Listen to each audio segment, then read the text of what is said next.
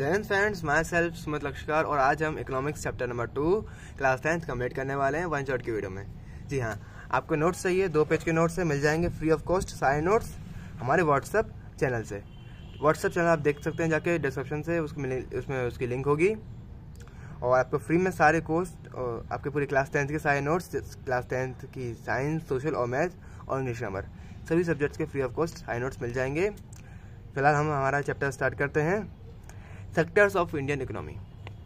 देखिए, पहले हम समझेंगे कि रॉ मटेरियल के बेसिस पे नहीं, पहले अपन ओवरऑल देखेंगे कि हाँ इकोनॉमिक एक्टिविटीज़ किस किस टाइप की होती है, कितने तरह के सेक्टर्स होते हैं, प्राइमरी, सेकेंडरी, टर्शरी। उसके बाद फिर अपन देखेंगे कि कैसे अपन अलग अलग सेक्टर्स से कंपेयर कर सकते हैं। जीडीपी देखेंगे, फिर हिस्टोरिकल शिफ्ट देखेंगे। उसके बाद फिर अपन आएंगे रॉ मटेरियल अपन देख लिया, फिर अपन देखेंगे वर्किंग कंडीशन, ऑर्गेनाइज्ड और अनऑर्गेनाइज्ड। उसके बाद फिर अपन देखेंगे ओनरशिप, जैसे कि प्राइवेट हो गया और पब्लिक हो गया। मजेदार चैप्टर है, काफ़ी इंटरेस्टिंग चैप्टर है। स्टार्ट करते हैं। इकोनॉमिक एक्टिविटीज़, देखो 3 तरह की इकोनॉमिक एक्टिविटीज़ होती हैं, 3 तरह के सेक्टर्स होते हैं। पहला प्राइमरी, दूसरा सेकेंडरी, तीसरा टर्शरी। प्राइमरी को हम एग्रीकल्चर सेक्टर भी कहते हैं और सेकेंडरी को मैन्युफैक्चरिंग और टर्शरी को सर्विस कहते हैं। अब देखो आप देखो, ये आपके लिए मैंने बहुत अच्छे से सोच समझ के बहुत अच्छे और डीप मैटर वाले, डीप लाइन वाले दो पॉइंट्स लिखे हैं। आप इन दोनों पॉइंट्स को ध्यान से देख लो हर सेक्टर के लिए। Produce raw material for secondary sector, यानी ये प्रोड्यूस करता है रॉ मटेरियल को, रॉ मटेरियल, हाँ डॉट लगा यहाँ पर, raw material for secondary sector, ठीक है। डील डायरेक्टली विथ नेचर, ये 2 पॉइंट्स बहुत इंपॉर्टेंट है, बहुत डीप मीनिंग वाले हैं, इनको लिखना, अच्छे मार्क्स मिलेंगे। ये डायरेक्टली डील करता है नेचर के साथ।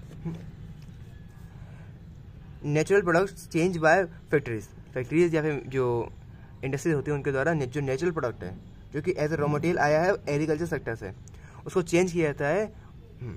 और देखो दूसरा पॉइंट है value addition in agriculture products, जो एग्रीकल्चर प्रोडक्ट आया है उसको हमने चेंज करा, ठीक है, उसमें कुछ हमने वैल्यू एडिशन कर दी, उसकी हमने वैल्यू एडिशन कर दी, मतलब क्या, उसमें अपन ने प्राइस बढ़ा दी उसकी। ऐसा टमाटो था, उसकी प्राइस थी 1 किलो 20 रुपये की, 25 रुपये की, अब टमाटो केचप की प्राइस हो गई 150 रुपये। टर्शरी सेक्टर या फिर इसको सर्विस सेक्टर कहते हैं। यहाँ पर इसके लिए एक बहुत बेहतरीन पॉइंट है, essential for growth and connectivity of other sector, जैसे कि एग्रीकल्चर और मैन्युफैक्चरिंग, यानी कि ग्रोथ के लिए बहुत इंपॉर्टेंट है टर्शरी सेक्टर। अब टमाटो इंडस्ट्रीज तक कैसे पहुँचेगा? रोड्स के थ्रू, और रोड्स पे कौन चलेगा? ट्रक। तो ट्रक हो गया हमारा सर्विस सेक्टर, जो कि सर्विस प्रोवाइड कर रहा है किसी ने की, और ये कनेक्ट करता है दोनों सेक्टर्स को आपस में, और इन दोनों की ग्रोथ के लिए इंपॉर्टेंट होता है। ये 2 पॉइंट्स आप देख लेना इसके लिए। ऑल सेक्टर्स आर इंटरडिपेंडेंट, हाँ ये डिपेंडेंट है इसके ऊपर। अगर मैन्युफैक्चरिंग के लिए अगर रॉ मटेरियल नहीं आएगा तो मैन्युफैक्चरिंग करेंगे किसका? मतलब इंडस्ट्रीज के लिए रॉ मटेरियल होना चाहिए, आता है एग्रीकल्चर सेक्टर से, और इन दोनों को कनेक्ट करता है सर्विस सेक्टर। चलो ठीक है, कंपेयरिंग ऑल दीज सेक्टर। तो अब अपन तीनों सेक्टर्स को कंपेयर करेंगे। Value should be account rather than number of goods और सर्विसेज, कितनी गुड्स और सर्विसेज प्रोड्यूस हुई हैं, उससे अलावा हमें काउंट करना चाहिए उनकी वैल्यूज़ को। और ये भी ध्यान रखना है, value must be final value of goods and services, ना कि इंटरमीडिएट। देखो, अगर आपको उन तीनों सेक्टर्स को कंपेयर करना है तो आपको इनके अंदर कितने ज़्यादा गुड्स प्रोड्यूस हो रहे हैं उनको नहीं देखना। हो सकता है मैन्युफैक्चरिंग वाले में 1 लाख कार प्रोड्यूस हुई और प्राइमरी वाले में 10,000 नहीं 1 लाख, वो नहीं, मान लो सेकेंडरी वाले में 10,000 कार प्रोड्यूस हुई और प्राइमरी वाले में 10 लाख आलू प्रोड्यूस हुए, तो आपके बोलोगे सर ग्रोथ ज़्यादा है प्राइमरी वाले में, क्योंकि उसमें 10 लाख प्रोडक्ट कम प्रोड्यूस हुए। बट आपको ये नहीं देखना है, क्योंकि आलू की वैल्यू कितनी है, कार की वैल्यू देखो ना, कार है 10 लाख की, 50 लाख की, और आलू है कितने, 10 लाख 50 लाख में तो पूरा आलू हो जाएंगे, ऐसा एक कार की वैल्यू में। मतलब मेरा ये है कि आपको वैल्यू नंबर ऑफ गुड्स और सर्विसेज नहीं देखनी, आपको देखनी है उसकी वैल्यू।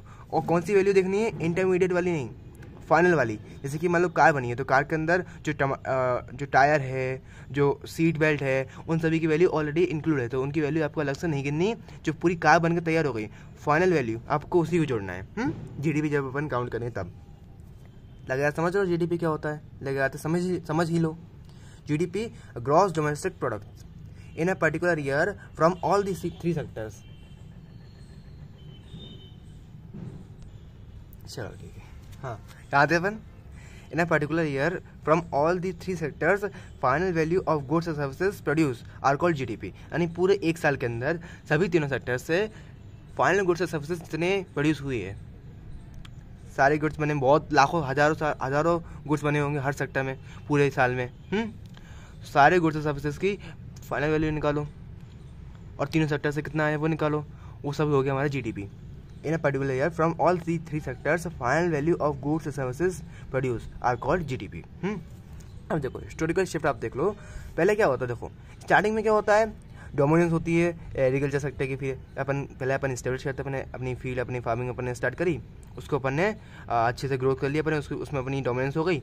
उसके बाद फिर अपन अपने प्रोडक्ट्स और ज़्यादा बढ़ने लगे, एक्सेस में आने लगे अपने पास प्रोडक्ट्स। फिर अपन धीरे धीरे शिफ्ट होंगे सेकेंडरी सेक्टर की तरफ, यानी इमरजेंस ऑफ सर्विसेज। जैसे कि मैंने छोटी सी फैक्ट्री से खोल ली, मेरे पास बहुत ज़्यादा टमाटर उग रहे थे मेरे खेत में, तो मैंने एक छोटी सी फैक्ट्री खोली टमाटर की। फैक्ट्री स्टार्ट हो गई, यानी अब मैं धीरे धीरे शिफ्ट हो गया सेकेंडरी सेक्टर में। फिर मेरी फैक्ट्री भी चल पड़ी, फैक्ट्री में मेरा बहुत ज़्यादा प्रोडक्शन होने का। मेरे पास क्या है, मेरे पास अभी एक बहुत बड़ा खेत था टमाटर का, मेरे पास अभी छोटी सी फैक्ट्री आ गई थी, अब मैंने इस फैक्ट्री को बहुत बड़ा कर लिया। ठीक है, तो मेरा एक्सपेंशन हो गया, मेरी सेकेंडरी सेक्टर का, मेरी फैक्ट्री का एक्सपेंशन हो गया। अब देखो essential for growth and supplies. देखो अब धीरे धीरे मैं सोचा था यार कि मैं अब ट्रैक्टर वगैरह खरीद लूँ यार। मैंने अपनी फैक्ट्री लगा ली है, फैक्ट्री में दूर पड़ती है और मेरा खेत यहाँ पर है, तो अब इन दोनों के बीच में कनेक्टिविटी के लिए मैं किसी और का ट्रक खरीदता हूँ। इससे अच्छा मैं खुद के ट्रक खरीद लूँ, मैं खुद के 10-15 ट्रक खरीद लूँ और 10-15 फैक्ट्री लगा लूँ। तो ऐसे मेरा एक्सपेंशन हुआ। मतलब क्या, मैंने अपने खेत बड़े करे, खेत बहुत सारे कर लिए। ठीक है, यहाँ पे मैंने अपने खेत बहुत सारे कर लिए, मेरा प्रोडक्ट्स का प्रोडक्शन बहुत ज़्यादा एक्सेस में होने लगा था। ठीक है, यहाँ पर मैंने एक्सेस में जो मेरी फैक्ट्रीज थी वो बढ़ गई, यानी बहुत सारी फैक्ट्रीज मेरी बढ़ गई थी। यहाँ पर मैंने अपने बहुत सारे ट्रक्स खरीद लिए। मतलब क्या, मतलब मेरे एक्सपेंशन हो गया। ये होता है हिस्टोरिकल शिफ्ट। यही हुआ था कंट्रीज़ में कि जो कंट्रीज़ पहले, अभी आज जो आप देखते हो जिनके अंदर बहुत ज़्यादा IT सेक्टर ग्रो हो रहा है, जिनके अंदर बहुत ज़्यादा सेकेंडरी सेक्टर की डोमिनेंस है, मैंने बड़ी बड़ी इंडस्ट्रीज़ हैं, उनकी स्टार्टिंग कहाँ से हुई है, एग्रीकल्चर से हुई है। धीरे धीरे उन्होंने डोमिनेंस इस्टेब्लिश करी एग्रीकल्चर में, फिर उसके बाद फिर वो सेकेंडरी में गए, उनकी सेकेंडरी में डोमिनेंस हुई, फिर उसके बाद वो सर्विस में गए। अब देखते हैं आगे क्या होता है। चलो ठीक है, अब देखो मेन जो हमारा टॉपिक था ना, प्राइमरी सेकेंडरी टर्शरी, यानी ये रॉ मटेरियल के बेसिस पे। देखो रॉ मटेरियल के बेसिस पे अपन इंडस्ट्रीज को देख रहे हैं कि हाँ कौन सा नेचर से गुड्स आ रहे हैं तो फिर प्राइमरी, और उसको मैन्युफैक्चरिंग कर रही तो सेकेंडरी, और उसको दोनों को सपोर्ट कर रही तो फिर tertiary. Rising importance of tertiary sector. अब आपकी बुक में एक ग्राफ दिया है, वो पहला और दूसरा ग्राफ, उसमें आप देखोगे कि इंपॉर्टेंस बढ़ रही है टर्शरी सेक्टर की, यानी सर्विस सेक्टर की। Because these are basic services, क्योंकि वो बेसिक सर्विसेज जैसे कि पुलिस, हॉस्पिटल एक्सेट्रा, और प्राइमरी और सेकेंडरी सर्विसेज में ज़रा, और इन दोनों को फैसिलिटेट करता है। यानी टर्शरी सेक्टर बेस बनता है प्राइमरी और सेकेंडरी दोनों सेक्टर्स के लिए। अर्बन कल्चर ग्रो हो रहा है, लोगों की इनकम बढ़ रही है, तो लोगों को और ज़रा फैसिलिटीज़ चाहिए, जोमेटो वगैरह चाहिए, तो जोमेटो में ऑर्डर करके मंगाएंगे, वो ऑनलाइन डिलीवरी चाहिए, ऐसी चीज़ें चाहिए, तो फिर उसके लिए टर्शरी सेक्टर यानी सेकेंडरी सर्विस सेक्टर बहुत ज़्यादा ग्रोथ हुआ है। IT सेक्टर और कम्युनिकेशन फैसिलिटीज़ आ गई हैं, तो इसकी वजह से भी और ज़्यादा ग्रोथ हुई है टर्शरी सेक्टर की। और हाईवे इक्वालिटी इंटर, हाँ देखो एक बात और है, अब टर्शरी सेक्टर के अंदर भी बहुत सारे, एक ठेला वाला है वो भी सर्विस प्रोवाइड करता है, और एक बड़ी बड़ी इंडस्ट्री वाला है वो भी सर्विस प्रोवाइड करता है, बट दोनों की ग्रोथ समान नहीं है। ठेले वाला आज भी वही ठेला बेच रहा है, उसकी इनकम भी और ज़्यादा कम होती आ रही है, और जो बड़ी बड़ी इंडस्ट्री चला रहा है, बड़ी बड़ी जो IT सेक्टर की कंपनी जिसकी है, उसकी ग्रोथ बढ़ती आ रही है। मतलब क्या, मतलब टर्शरी सेक्टर के अंदर भी इक्वलिटी नहीं है। ऐसा है कि कोई टर्शरी सेक्टर के कोई व्यक्ति जो अभी भी गरीबी में है, और टर्शरी सेक्टर का कोई व्यक्ति जो बहुत ज़्यादा उन्नति कर रहा है, ऐसा होता है। ठीक है, अब देखो where are the most of people employed. अब ज़्यादातर लोग कहाँ पे एम्प्लॉयड हैं, ये भी एक इसका सब टॉपिक है। देखो एग्रीकल्चर सेक्टर अंडर एम्प्लॉयड बहुत ज़्यादा लोग हैं, यानी डिसगाइड अनएम्प्लॉयड, यानी जो लोग देख रहे हैं कि हाँ काम कर रहे हैं बट वो अंडर एम्प्लॉयड है। अगर उनको वहाँ से हटा के किसी और फील्ड में भेज देंगे काम करने के लिए, तो फिर जो पहले जहाँ पे वो काम कर रहे थे वहाँ पे कोई फ़र्क नहीं पड़ेगा। मीन्स किसी एक किसान के 50 बेटे हैं मान लो, हाँ उनका खेत भी बहुत बड़ा है, मतलब 50 बेटे हैं, 25 बेटे काम करेंगे तो चल जाएगा, फिर भी 25 बेटे कहीं जाके काम कर लेंगे तो फिर एक एक्स्ट्रा इनकम हो जाएगी। 25 बेटे भी वहाँ पे लगे हुए हैं एक्स्ट्रा में कि हमारे पापा के खेत है, हमारे पापा के खेत है, ऐसा। मतलब कि लोग दिख रहे हैं काम करते हुए, वो अपनी फुल पोटेंशियल से काम नहीं कर रहे हैं, वो डिसगाइड अनएम्प्लॉयमेंट, या फिर अंडर एम्प्लॉयमेंट। ओके, देखो बिकॉज इनफ जॉब, देखो ये है क्यों, ज़्यादातर लोग एग्रीकल्चर सेक्टर में क्यों इन्वॉल्व हैं, अनएम्प्लॉयमेंट को, अंडर अनएम्प्लॉयमेंट को क्यों सपोर्ट कर रहे हैं। देखो क्योंकि इक्वल और या फिर इनफ मात्रा में जॉब्स प्रोड्यूस नहीं हुई हैं सेकेंडरी और टर्शियरी सेक्टर में, इसलिए ज़्यादातर लोग इंगेज्ड हैं प्राइमरी सेक्टर में। Seen working but not on their full potential. Clear. हाँ, अब disguised unemployment also in other sector. अब मान लो किसी एक व्यक्ति की सर्विस देने के लिए मतलब उसके ट्रक हैं, मतलब 50 ट्रक हैं उसके, मैं बोला ना 50 ट्रक हैं, ठीक है। अब देखो उसके 50 ट्रक हैं, उसके बेटे भी 2 हैं, तब 2 बेटे नहीं उसके 2 ट्रक हैं, उसके बेटे 50 हैं, ठीक है, ऐसे बोल लेते हैं। तब 50 बेटे डिपेंड हैं 1-2 ट्रक के ऊपर। यहाँ दो ट्रक आएंगे, दोनों ट्रक से जो कमाई होगी 50 बेटे आपस में बांटेंगे। अरे भैया तुम ठीक है शेयर आपस में बांट लो, सब लोग अपना अलग अलग काम करो, ट्रक को दे दो किराए पे।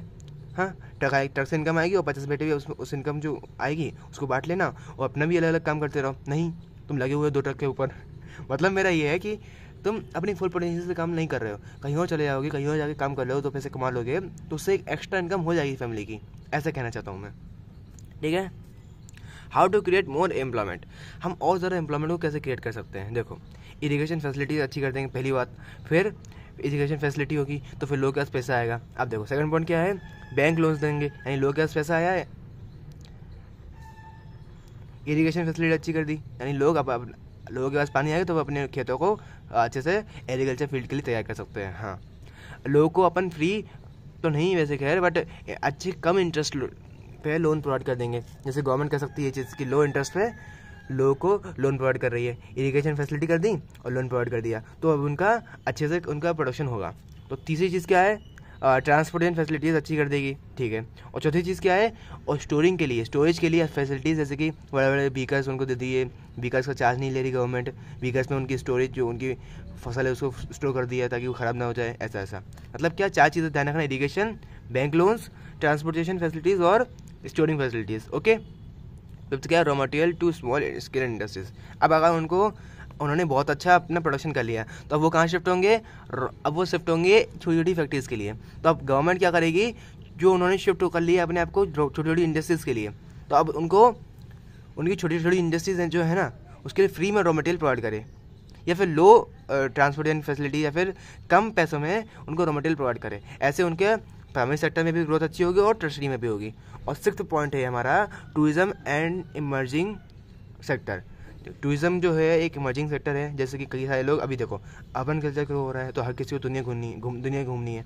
आपके पेरेंट्स भी आपसे कहते होंगे बेटा तू बन जा कुछ, फिर अपन दुनिया घूमेंगे, ऐसा। मतलब टूरिज्म का क्या है, एक इमर्जिंग सेक्टर है, तो लोग उसमें भी बहुत ज़्यादा एम्प्लॉयड हैं, तो लोगों को उस सेक्टर में भी और ज़्यादा सपोर्ट कर सकती है government. Laws for right to work, हाँ सेंट्रल गवर्नमेंट ने एक राइट टू वर्क के लिए कई सारे लॉज बनाए हैं। राइट टू वर्क हमारा एक राइट है, उसके अकॉर्डिंग सेंट्रल गवर्नमेंट ने कई सारे लॉज बनाए हैं, कई सारे प्रयास करे हैं। एक प्रयास है उसका मनरेगा, जो कि आपकी बुक में दिया हुआ है। मनरेगा एक स्कीम है 2005 की है, increase the productivity of land. देखो मनरेगा में क्या है, आपको 100 दिन के लिए आपको वेजेस दिए जाएंगे, अगर आपको काम दिया जाएगा, आपको काम के लिए पगार दी जाएगी। अगर गवर्नमेंट आपको काम नहीं दे पाई, किसी भी जगह पे गवर्नमेंट काम नहीं दे पाई, तो फिर आपको 100 डेज की वेजेस तो मिल ही जाएंगी, यानी आपको पगार तो मिल ही जाएगी। काम नहीं दे पाई, वो गवर्नमेंट की इनेबिलिटी है, आपको पगार तो मिल ही जाएगी, ऐसा। और किन लोगों को देगी, जो रूरल क्षेत्र के एरिया है, जहाँ पे गरीब लोग रहते हैं, जहाँ पे ज़्यादा इकोनॉमिकली अपलिफ्ट लोग नहीं है, उन लोग को प्रोवाइड करेगी ये एम्प्लॉयमेंट इस स्कीम के थ्रू। और लोगों को काम क्या देगी, लोग काम देगी, जैसे कि डैम कंस्ट्रक्शन हो गया वहाँ पे जाकर काम दे देगी, या फिर कोई ब्रिज बन रहा है वहाँ पे जाकर काम दे देगी, या फिर आपने देखा होगा ना आपके जो रोड हैं उनमें जो रोड के बगल में जो ट्रीज लगे हुए होते हैं उन पर पुताई करते हैं लोग, वो भी मनरेगा के थ्रू आते हैं। समझ गया ना क्या होता है काम। लैंड प्रोडक्टिविटी को इंक्रीज और अच्छा करने के लिए लोगों को काम में लगाएगी, ऐसा। अब देखो हमने देख लिया रॉ मटेरियल के बेसिस पे 3 तरह की इंडस्ट्री होती हैं, 3 तरह के सेक्टर्स होते हैं, प्राइमरी, सेकेंडरी, टर्शरी। अब वर्किंग कंडीशन के बेसिस पे 2 तरह के सेक्टर्स होते हैं, ऑर्गेनाइज सेक्टर और अनऑर्गेनाइज्ड सेक्टर। अब दोनों के बीच में कंपेयर है, ऑर्गेनाइज्ड के पॉइंट्स ये रहे और अनऑर्गेनाइज्ड के पॉइंट ये रहे। देखो फिक्स वर्किंग आवर होते हैं, पेड ओवर टाइम लीव्स मिलती हैं और पेंशन मिलती है, और रिटायरमेंट के टाइम पे उनको कई सारी पेंशन मिलती है और उनको छुट्टियाँ भी मिलती हैं अच्छी खासी। ठीक है। और जैसे गवर्नमेंट जॉब वाली, हाँ, अंडर गवर्नमेंट सुपरविजन, यानी गवर्नमेंट के दृष्टिकोण में होती हैं सारे सेक्टर्स, सारे ऑर्गेनाइज सेक्टर, और रूल्स एंड रेगुलेशन को फॉलो करते हैं, यानी इतनी पेमेंट देनी ही देनी है, सभी को इक्वली ट्रीट करना ही करना है, ऐसा। और अनऑर्गेनाइज्ड सेक्टर में no fix working hours, paid low and no overtime in income. अब इनकम में आपने ओवर टाइम करा तो आपको कुछ भी समोसा खिला दिया, ऐसा काम हो गया है ना। और आपको कोई भी ज़रा बड़ी इनकम नहीं दी जाएगी, ऐसे थोड़े बड़े काम चलाओ, इतना पैसे ले लो, बस काम खत्म, ऐसा। और नो ऑर्गेनाइजेशन टू सुपरविजन, इसके सुपरविजन के लिए कोई भी एक ऑर्गेनाइजेशन नहीं होती। वॉलेंट ऑफ रूल्स, यानी यहाँ पे कोई भी रूल्स या रेगुलेशन का फॉलो नहीं किया जाता, उनको वॉलेंट किया जाता है, उनका वायलेंस होता है। हाउ टू प्रोटेक्ट वर्कर्स, अब वर्कर्स को हम प्रोटेक्ट कैसे कर सकते हैं अनऑर्गेनाइज्ड सेक्टर में। देखो, अनऑर्गेनाइज्ड सेक्टर रूरल एरिया में भी हो और अर्बन एरिया में भी है। Small and landless farmer and carpenters and weaver and artisan, ये होगा रूरल एरिया में, ठीक है। अर्बन एरिया में जैसे कि कॉल सेंटर में काम करने वाले लोग, बस ड्राइवर्स और प्लम्बर, ये सब। अब इन लोगों को प्रोटेक्ट करेंगे अपन। देखो, स्मॉल लैंडलेस फार्मर्स हैं, उनको हम इरिगेशन के लिए अपनी फैसिलिटीज़ प्रोवाइड कर देंगे, स्टोरेज फैसिलिटी प्रोवाइड कर देंगे, गवर्नमेंट उनको और ज़रा उनका टैक्स कम कर देगी, ऐसे हम उनको सपोर्ट कर सकते हैं। और अर्बन एरिया में जैसे कि raw material and low price, low interest rate देने के बाद लो इंटरेस्ट रेट पे अपन उनको लोन्स दे देंगे, या फिर उनको रॉ मटेरियल प्रोवाइड कर देंगे। ऐसी ऐसी चीज़ें गवर्नमेंट कर सकती है ताकि वर्कर्स को प्रोटेक्ट कर सके, वर्कर्स को बचा सके गवर्नमेंट। अब देखो, ओनरशिप के बेसिस पे हमने देख लिया, रॉ मटेरियल के बेसिस पे, वर्किंग कंडीशन के बेसिस पे। अब हम देखेंगे ओनरशिप के बेसिस पे। दो तरह के सेक्टर्स होते हैं, प्राइवेट और पब्लिक। पब्लिक के कुछ पॉइंट्स ये रहे और प्राइवेट के पॉइंट्स ये रहे। Government funded and owns and maintain, government fund करती है, गवर्नमेंट ओन करती है और गवर्नमेंट ही मेंटेन करती है इनको। यहाँ पर कोई प्राइवेट ओनर होता है, वो मेंटेन करता है, वही फंड करता है, उसी के पैसे जाता है, उसी का पैसा आता है, ठीक है, वही मेंटेन करता है। सर्विसेज मोटिव, अब गवर्नमेंट का क्या है, सर्विस मोटिव है। जैसे कि प्राइवेट वाले में क्या है, रेलवे हो गई,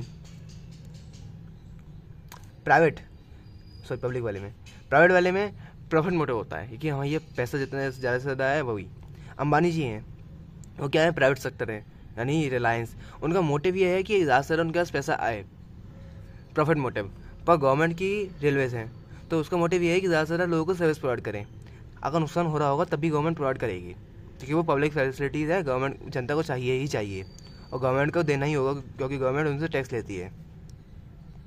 ओके, जैसे एग्जाम्पल हो गया टिस्को, रिलायंस, ये सभी, महिंद्रा, ये सभी।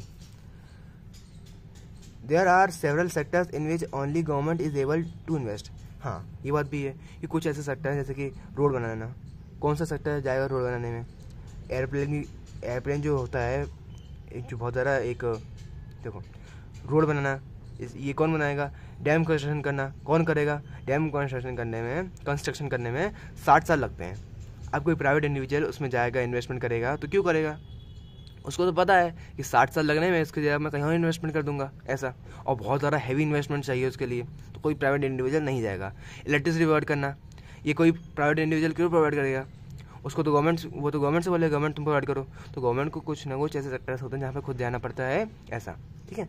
There are several sectors in which government only able to invest. Okay, water supply, जैसे कि पानी, एक पीने योग्य पानी प्रोवाइड करना, पानी को साफ़ करके उसको अलग अलग घरों तक पहुँचाना, ये अगर प्राइवेट इंडिविजुअल करेगा तो उसमें बहुत ज़्यादा प्रॉफिट मांगेगा, पर गवर्नमेंट उसको सर्विस प्रोवाइड करनी है, गवर्नमेंट को ये चीज़ से प्रोवाइड करनी है, तो फिर गवर्नमेंट सस्ते में प्रोवाइड कर देती है ये चीज़, ठीक है। लार्ज टाइम एंड इन्वेस्टमेंट, अब देखो काफ़ी लंबे समय तक हमारा डैम कंस्ट्रक्शन होगा, उसमें काफ़ी ज़्यादा हैवी इन्वेस्टमेंट होगी, तो कोई प्राइवेट इंडिविजुअल वहाँ पर नहीं जाएगा। Private will not go. हाँ, प्राइमरी रिस्पॉन्सिबिलिटी ऑफ गवर्नमेंट, ये प्राइमरी रिस्पॉन्सिबिलिटी है गवर्नमेंट की, पहली प्राथमिक रिस्पॉन्सिबिलिटी है, पहली गवर्नमेंट की रिस्पॉन्सिबिलिटी है ये सारी सर्विसेज प्रोवाइड करना, रेलवे प्रोवाइड करना, रोड प्रोवाइड करना, वाटर प्रोवाइड करना, पीने योग्य पानी प्रोवाइड करना। अब देखो, government have to seek welfare of masses, government लोगों की भलाई देखती है, ना कि प्रॉफिट। ओके, चलो ठीक है, तो हमारा चैप्टर यहाँ पर ख़त्म होता है, सेक्टर्स ऑफ इंडियन इकोनॉमी। धन्यवाद, आपने यहाँ तक वीडियो देखी। मैं माफ़ी चाहूँगा अगर मुझसे कोई भी समझाने में गलती हुई है, फिर मैं ठीक से ना बोल पाया हूँ किसी भी चीज़ को। धन्यवाद, आपने यहाँ तक वीडियो देखी। धन्यवाद, जय हिंद।